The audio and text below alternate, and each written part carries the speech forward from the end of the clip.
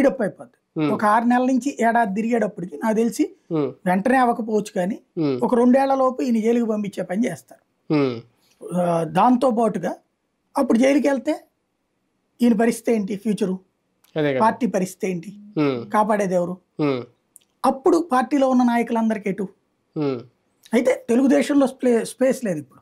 సూటిగా ఒక బలమైన కారణాలు 4-5 చెప్పుకోవాలి అని అనుకుంటే జగన్ విషయంలో, ఎందుకంటే మొన్న ఆయన అన్నారు, షర్మిల గురించి అడిగితే ఒక ఇంటర్వ్యూలో ఆమెకు డిపాజిట్లు కూడా రావన్నారు. ఇప్పుడు ఈ పార్టీకి డిపాజిట్లు కూడా రాలేని పరిస్థితి వచ్చింది. సూటిగా చెప్పాలంటే 4-5 బలమైన కారణాలు, డిపాజిట్లు కూడా కోల్పోయిన పరిస్థితి, దీనస్థితి. అది ఎవరికి అర్థం కాదు.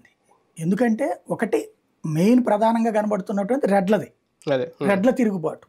ఒక రకంగా రెడ్డి మీద రెడ్లు తిరుగుబాటు చేశారు, అది ప్రధాన. అలాగే లాస్ట్ టైం రెడ్లే గెలిపించారు అంటే దాన్ని కూడా యాక్సెప్ట్ చేయలేకపోయారు కదా. వాళ్ళు యాక్సెప్ట్ చేయలేదు, కానీ వాస్తవం అదే కదా. మీకు చూస్తే అంటే వాళ్ళ ఓటింగ్ పర్సెంటేజ్ కదా ఈయన క్యాలిక్యులేట్ చేశారు.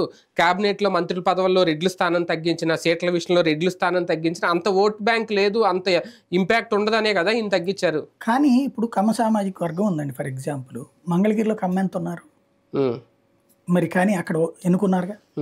విజయవాడ వెస్ట్ లో కమ్మ ఎంతమంది ఉన్నారు? సుజనా చౌదరి గెలిచారుగా. అంటే ఇతను వేసుకున్న స్కెచ్ ఫెయిల్ అయింది ఎక్కడంటే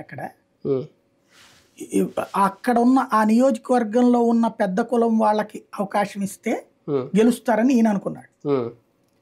తరతరాలుగా అట్లా జరగల.